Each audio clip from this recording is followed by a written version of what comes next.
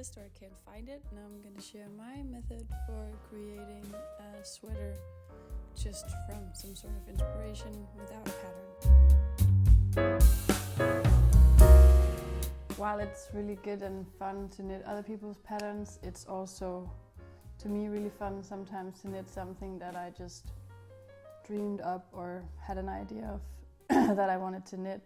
And so maybe there are other people out there who also would like to try that. I developed this kind of, I don't know if I want to call it a process, but maybe my process of how I'm going about it most times. I've knitted quite a few sweaters where I just use my own measurements or measurements from a sweater that I already have that I love the fit of. And so I just thought I would share my method, and then maybe other people could also benefit from that. So the first step is getting inspired. And for that I sometimes go to what's it called, Pinterest, and do like a Pinterest board. I can link you my most recent one. I am knitting this cable sweater at the moment, which I don't have a pattern for, and so this just comes from ideas and a bit of calculating. And so for this sweater I wanted to do a classic cable knit, but with this V-neck. And so I started looking at Pinterest, and also I looked at some old books, or old, I don't know, they're not old, but books I had already with cable knit patterns. You could obviously also look at Fair Isle books if you want to do a Fair Isle project. And then I also really like going through these old magazines. I think I've talked about that before. There can be some good inspiration in there as well.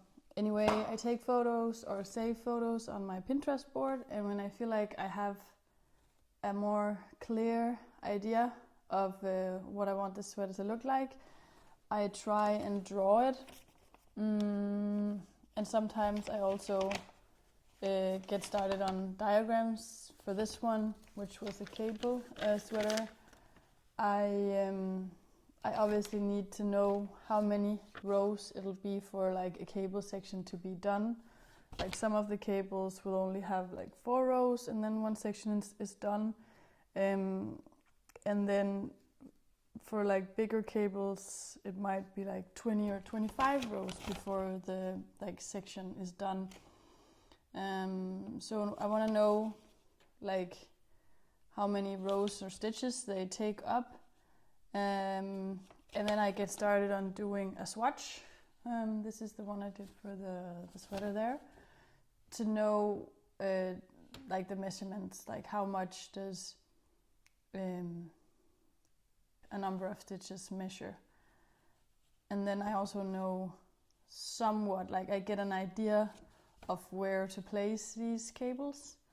And doing like knitting swatches, doing diagrams, like knitting a new swatch maybe, testing new things out, and then updating a drawing kind of, is a process that goes a little back and forth. And I think to make your own pattern, you probably also have to think that this process is fun.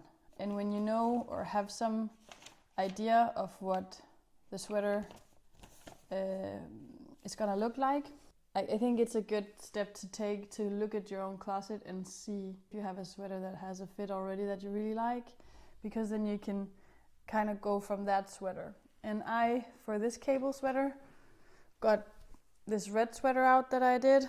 I can't remember the pattern, it was petite knit. I changed it a little bit, but not much. But I liked the width of the body, or I know I wanted it to be just a little bit more narrow, but having this fit somewhat. And so I took a measuring bed. I can't find it, but I have, yeah, you know how it goes. So measure like the width of this part. I would say, because this sweater is knitted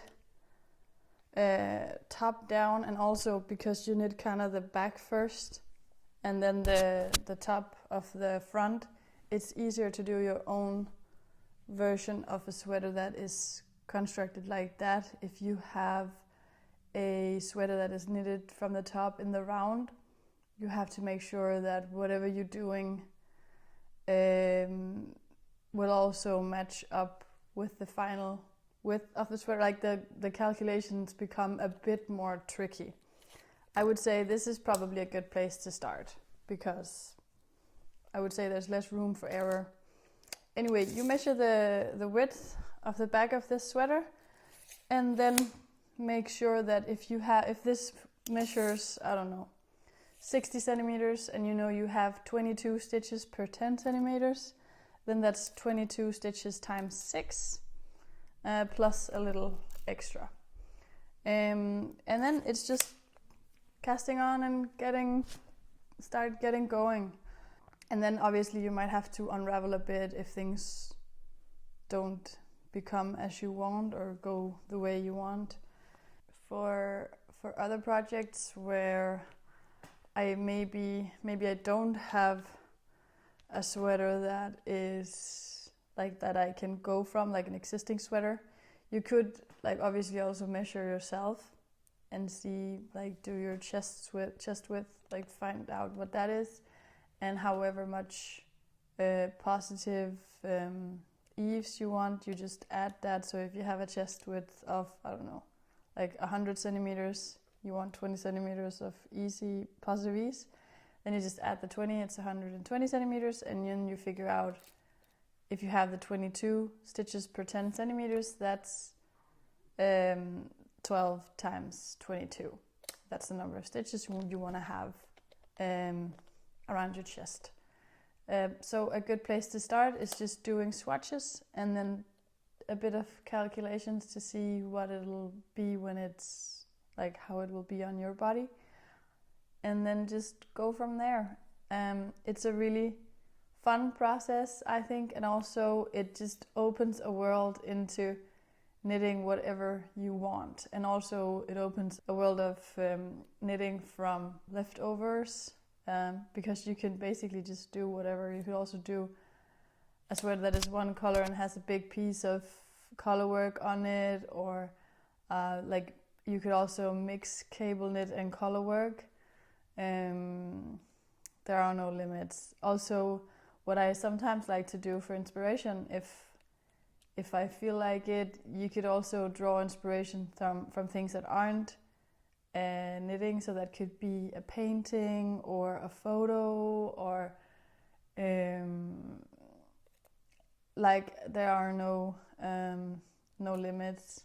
This sweater I'm wearing is also an example of that. So this is a slip stitch pattern where you, if you know slip stitch patterns, that's where you knit some stitches and slip other stitches.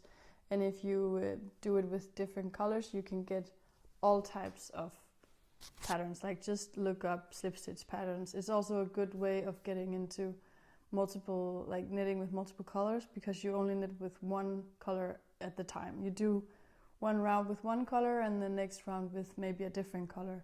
But because you slip some stitches, it'll look like they are intertwined, kind of. So this sweater is just a basic raglan sweater where this slip stitch pattern has been incorporated, kind of.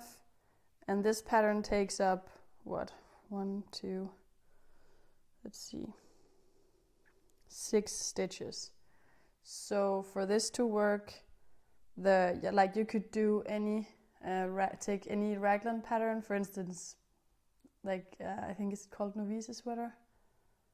No, like a petite knit pattern. You could pick one that has a raglan construction, and then just pick a slip stitch pattern that you like. And maybe you have, this is also knitted from leftover yarn with the gray as the base color.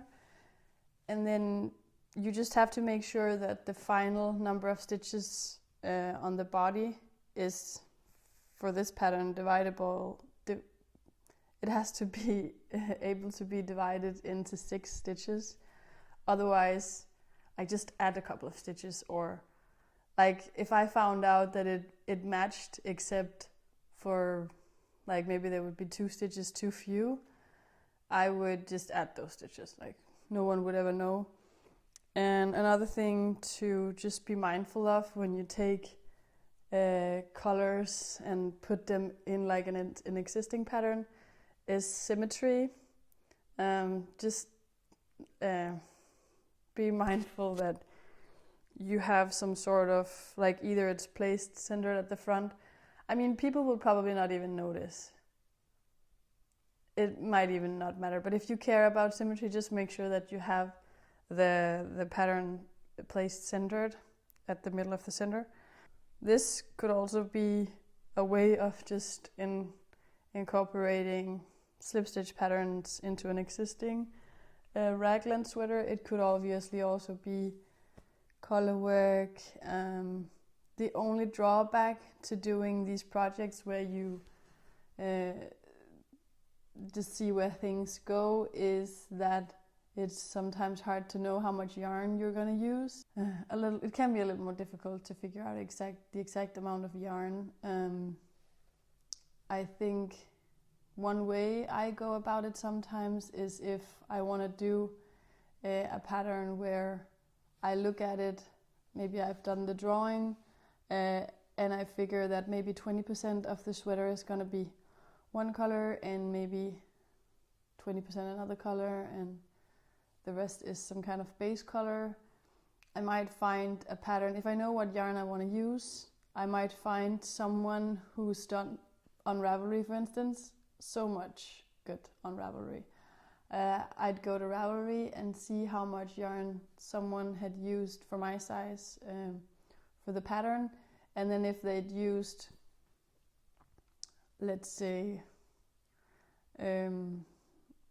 like 1200 meters of yarns. I say meters because sometimes that can be a bit easier to translate into other yarn brands if you're not using the brand that's been mentioned in the pattern. So if someone used 1200 meters of yarn for a sweater that is like one color, and I want it to be 20% one color, 20% another color, obviously I would take the number of meters that is the 20%, so that is 240 meters of each of the 2 colors, and then the rest in the base color, and 240 meters, then I could easily translate that into, because any yarn ball will say how many grams and how many meters.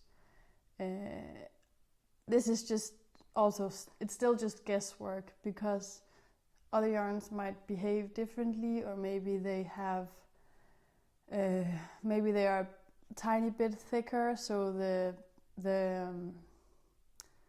result becomes just a little bit different. So whenever you venture out from a pattern, the result might be different. Sometimes better, sometimes not better, but that's also the excitement of it, I think. Thanks for watching, and I hope you have good fun. And then I just want to add a tiny thing. Maybe while you're doing this process, you might feel that unraveling or doing things over and over might be really tedious. And I just want to share a quick thought that I like to do when I'm in this process. That if you, like me, have many sweaters in your closet and you don't see yourself having problems with keeping warm or wanting more sweaters, I try to think of it as the process being the goal instead of the product being the goal. So having fun while doing it is what's really important, and if I learn something along the way, then that is also a huge plus for me. So having this in mind is really beneficial for me, at least. I enjoy the process a lot more. And also, if the final product might not be exactly what I wanted, or like whatever, I can gift it, knowing that I had really had a lot of fun doing it.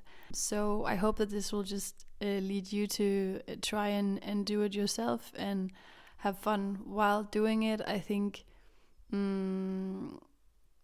all children create things and they have fun while creating, and when you become an adult, sometimes you forget, I think, how fun it is to come up with things yourself. I don't think that this is just some people that can do this. I think anyone can look at something and then try to like they can look at something and be inspired, and then they can try to create something themselves. And creating something, I think whoever you are can bring a lot of joy. So I just wanted to share that as a final note.